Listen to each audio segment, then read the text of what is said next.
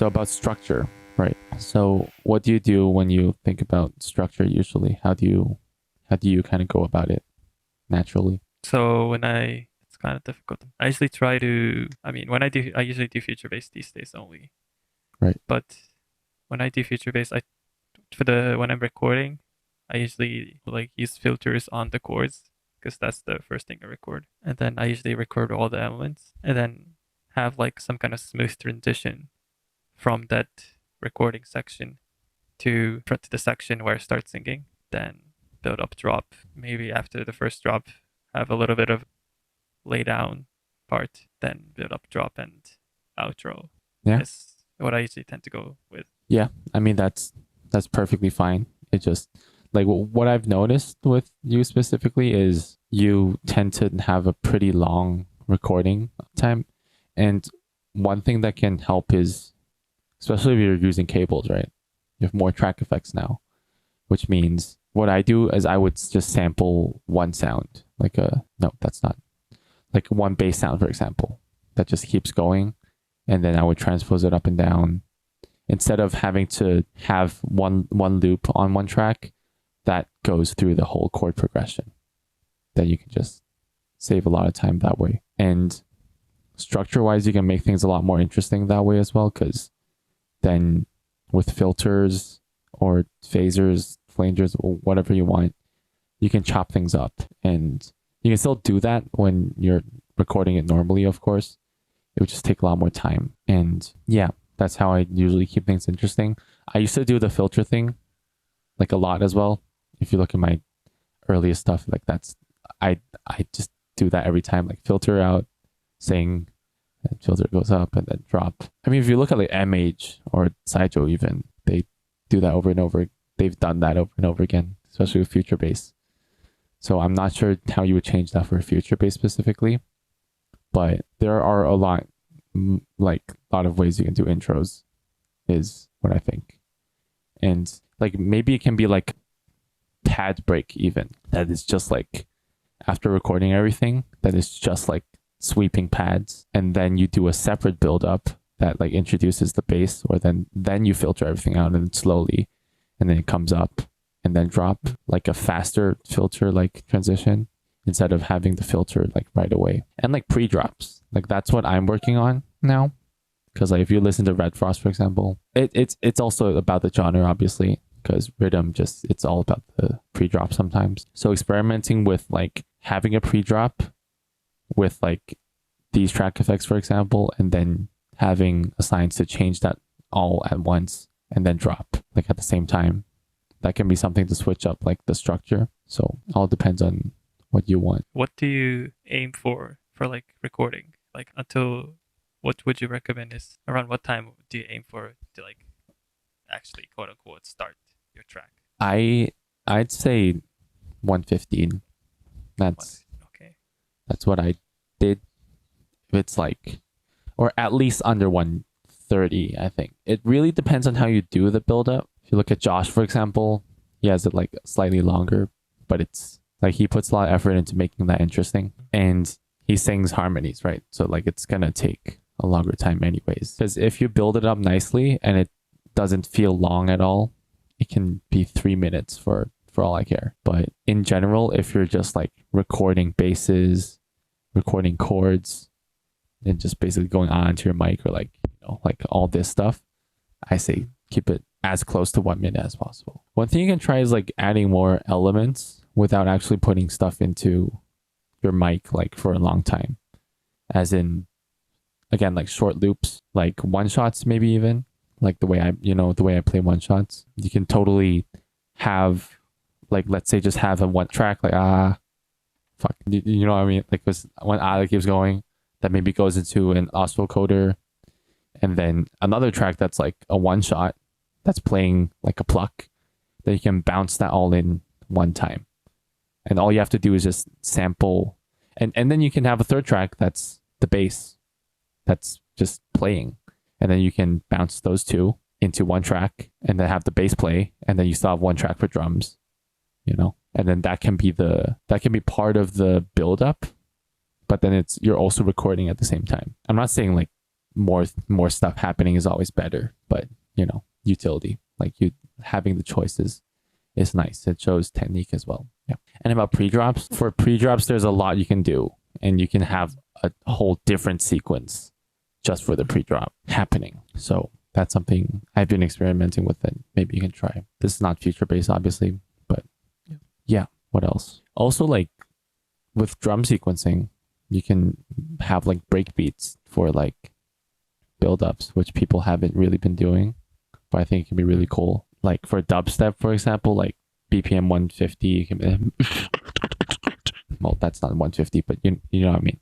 Like, and then switch to like dubstep, future bass, whatever you want. What effects do you usually use during the recording process of your track? For track effects, I know some people just run the sounds when they're recording and then like filter down and then sync and drop. But if I want to add an effect while I'm recording everything as track effects, what is something that comes up to your mind? I usually think about the sound more, like what sound I want out of it. Usually it's a lot of changing the texture instead of, because that's what the filter is doing anyways, even though it's just taking out the frequencies. Like, for example, I had this bass sample playing. I would sometimes put, filter, but like not the way you would use it. I would just like cut off 20 and then add a preamp to it, just so that it's a whole new bass now that's playing. That are like 808s or whatever.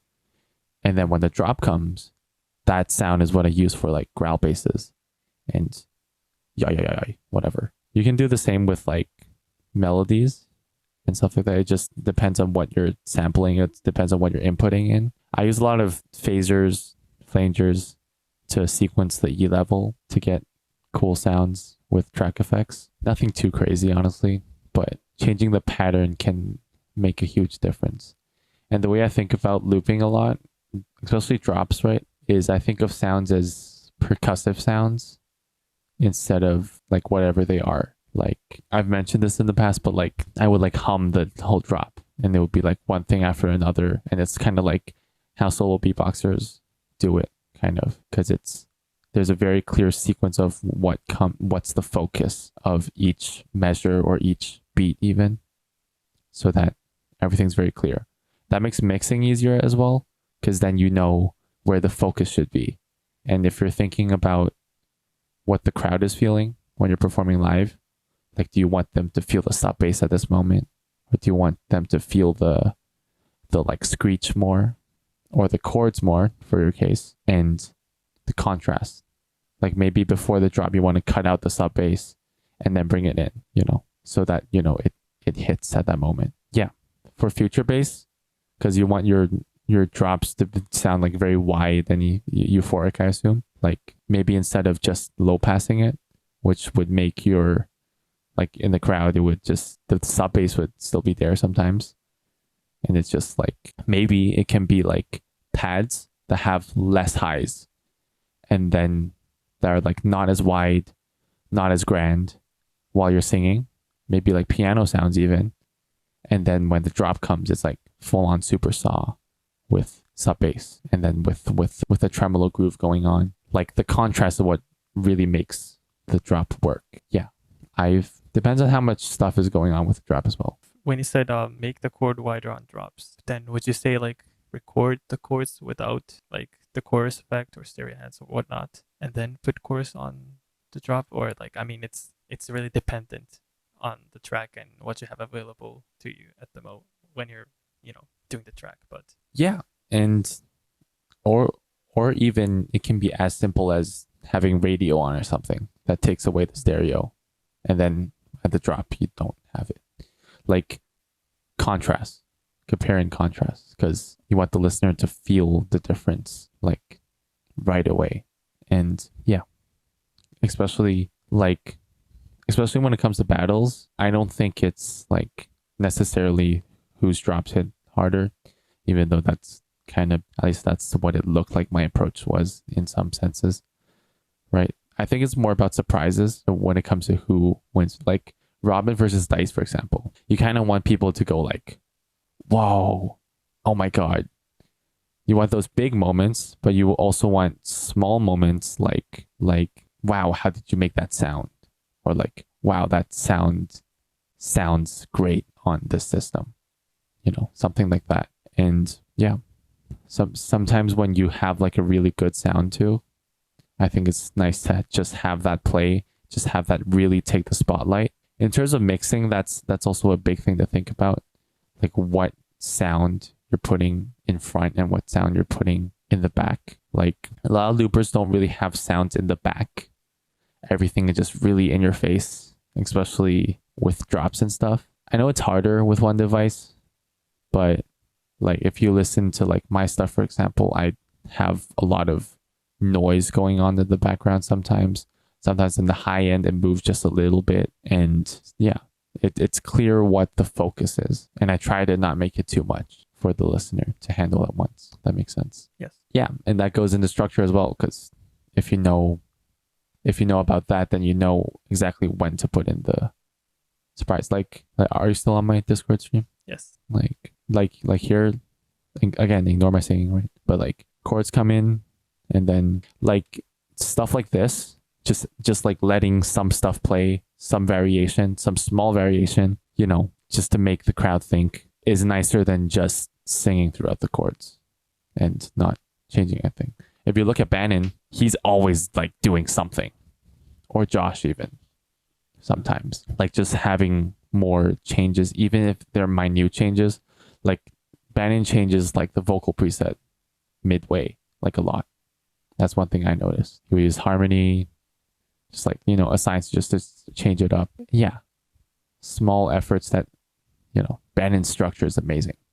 And sometimes it's because of that. Yeah, I think performance is also one thing you can think about. Because if your recording process is interesting, like Robin's round versus dice for one, or an idea I have is like, let's say you just have one shots and you're literally playing the whole thing like it's a piano on your launchpad. Like then like it's a surprise. It's good technicality points in a way, and it's impressive, and the build up won't feel as long, just naturally, because it's like you're doing something cool on stage. People like to see that. So that's one thing about structure that like matters for looping that doesn't for like producing, because it's different. You can't, and I say take advantage of it.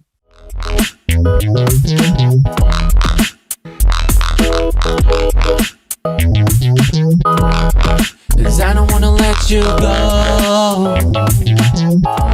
Wanna let the flowers flow as a wind.